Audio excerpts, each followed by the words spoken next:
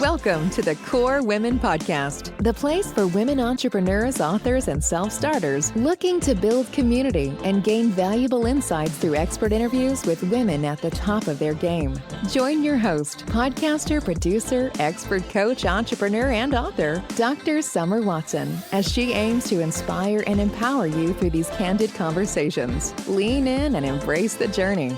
It's time to start the show. Here's your host, Dr. Summer Watson. Welcome back to the Core Women Podcast. Today, I'm joined by Jackie Roby, a relationship mindset coach who helps ambitious women of color and allies break free from hustle culture and reclaim their voice. Through her magic methodology, Jackie empowers women to become the main character of their lives. She's also the chair of the Global Wellness Institute's Inclusive Wellness Initiative, where she advocates for equity and representation in the wellness space.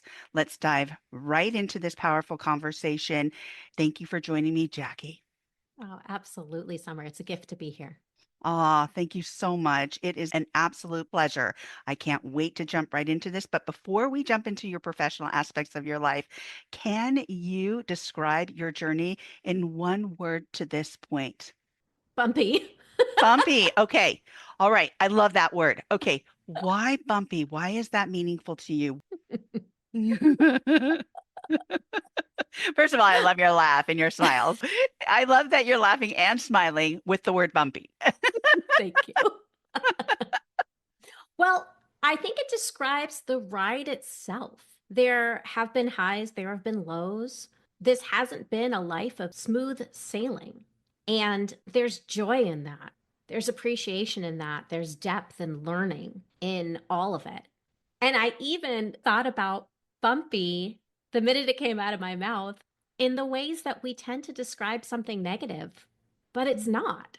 Okay. Tell me more about how this bumpy journey started and where you are today. I know that's pretty broad, but if you can summarize that to a certain degree, how did this bumpy road start? Where would you really consider this journey began?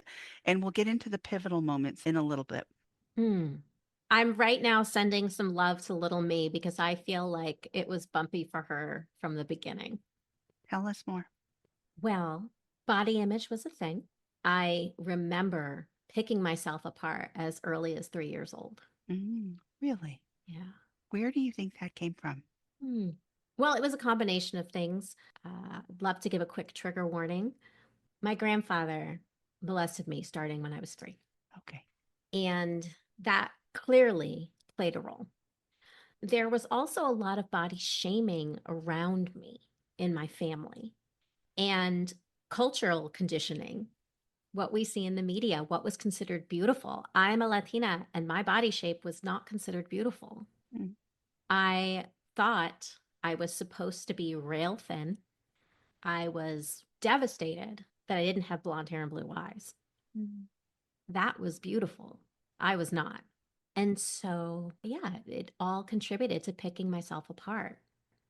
Well, thank you so much for being so vulnerable in regards to allowing us to see where that bumpy road started with the description of bumpy when you thought of that word, and then the description of how you thought of that and the appreciation and gratitude as your journey evolved. That's amazing. You're amazing. Thank you. So thank you. You disclosed a lot in a short time already, yet I want to know how your journey continued to evolve. You talk about in your bio a pivotal moment in 2007. Can you tell us a bit about that pivotal moment? Tell us more. Absolutely. I fell into a deep depression and I had never even heard of depression before. I didn't know this was a thing. I couldn't fathom what was happening to me. I thought I was losing my mind. And looking back, I know that it came to a head the way it did because I spent so long running away from my feelings. I kept myself busy all the time because in the stillness, you could think and go to a dark place, and that's not a good time. Yeah. And things had progressed so far. I had a evening, it was a Christmas Eve, actually, one year, and I decided not to spend it with family, not to fly out of state. And I thought I had enough plans set, but as I was waiting for Christmas morning, instead I was laying in my bed thinking about how nobody would care if my heart stopped beating. That moment made me realize, okay, it's time for therapy.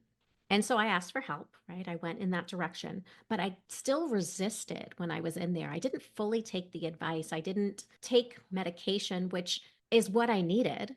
It's not for everyone, but it was what I needed. And I did not take that advice. And so it got to this point where I had panic and paranoia. I could not eat. I barely slept. My days were terrifying. I had to go to work and be in sales. And I remember taking hours to send an email that was 3 sentences and just reading it, rereading it over and over again. Everything felt like too much. And then I'd go home and I would take care of my dog. She was probably what kept me going because I knew she had to be taken care of. But then I would collapse, sometimes on the living room floor, sometimes on a chair, sometimes on the bed. I would have a couple of hard pretzels and a glass of red wine for dinner. And in having to pick myself up from that and heal, it changed everything for me.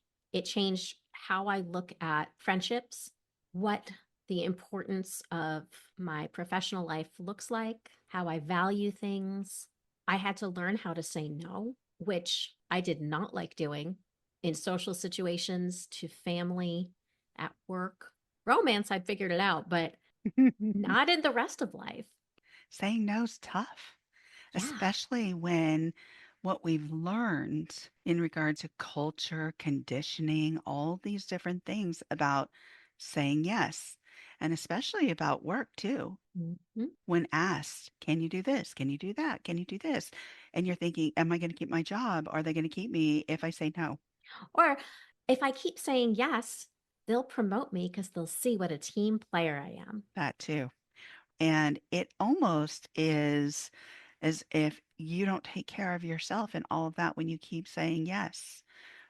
What did this shift reveal to you about your inner strength and what led you to create magic methodology?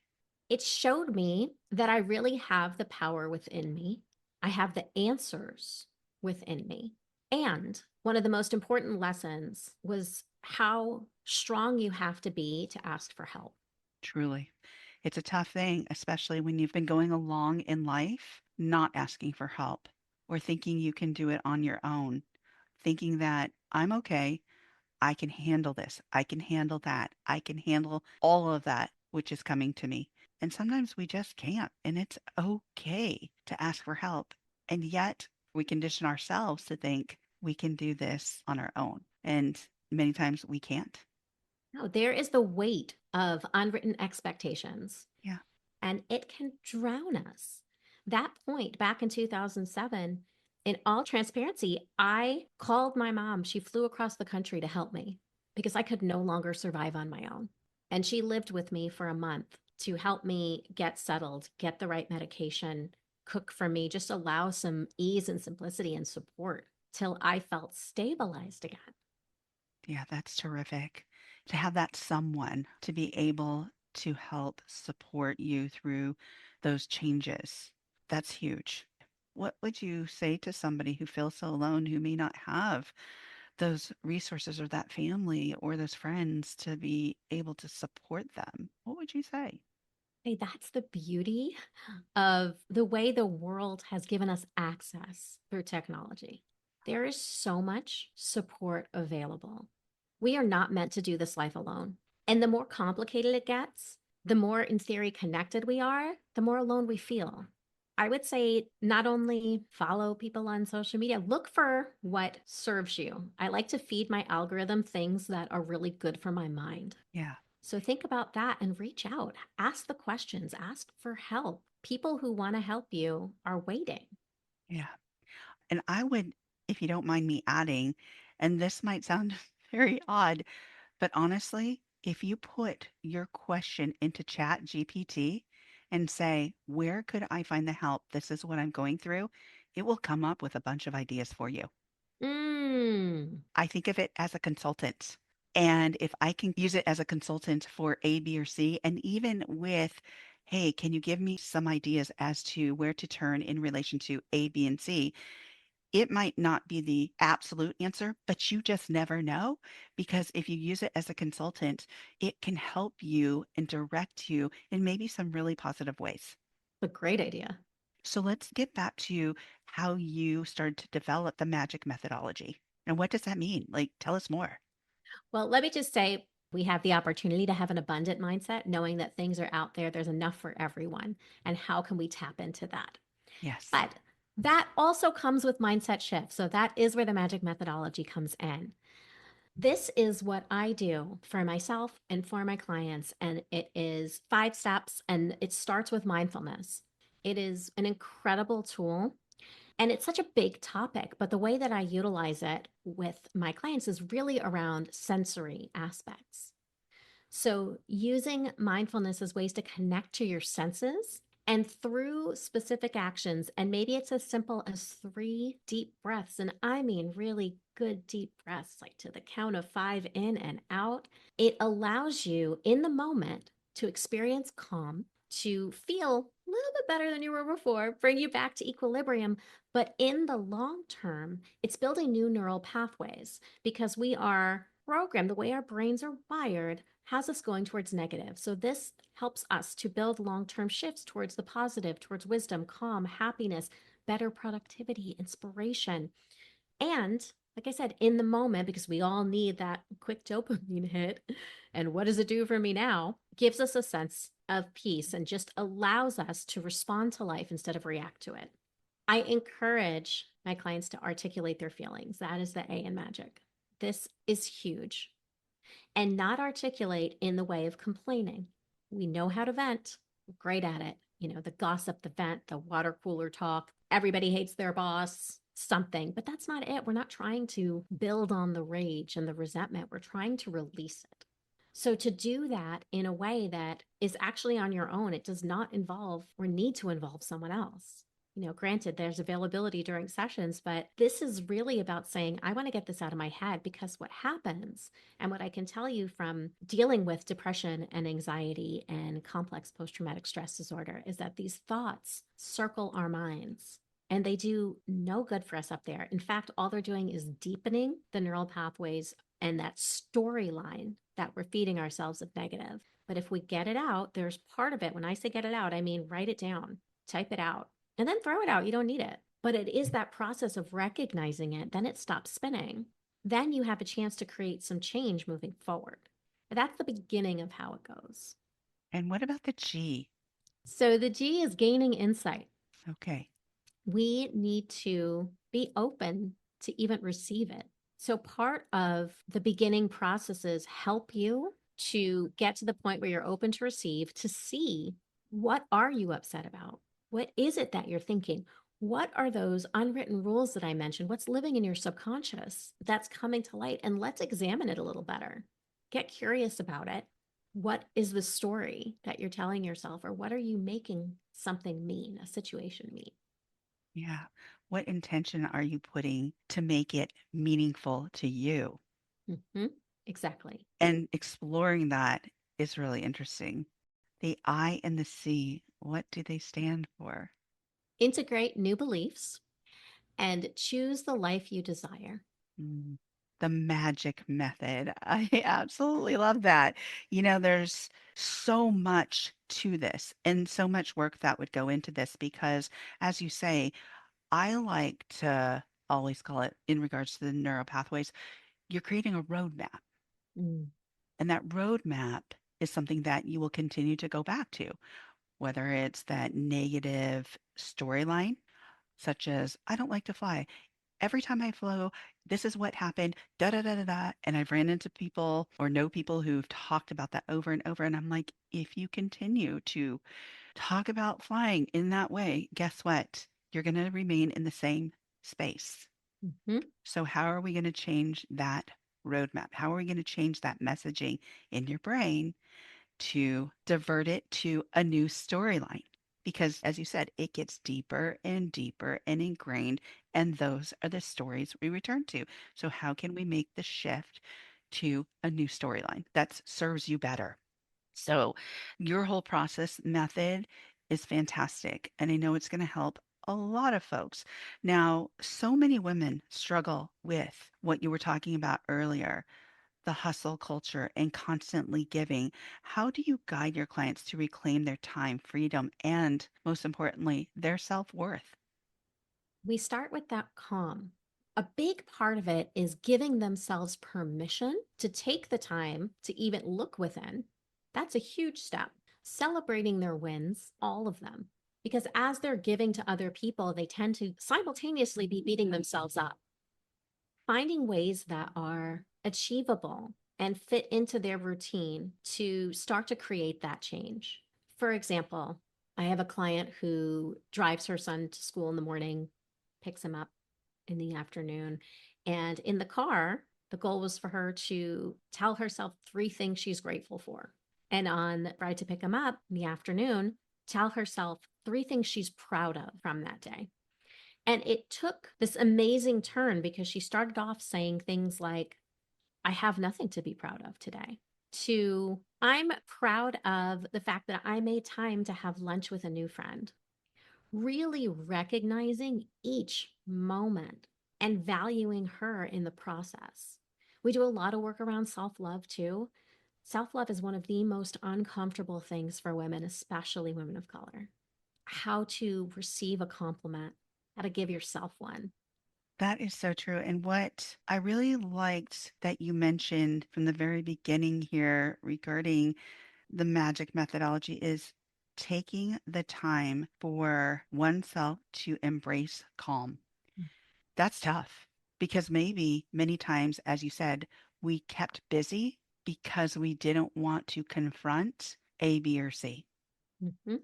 because that may have been looking some monster, something in the face that we didn't want to deal with. And so many times I see people running, doing this, doing the next thing, trying to find out what's working, what's not, da da da da da da da.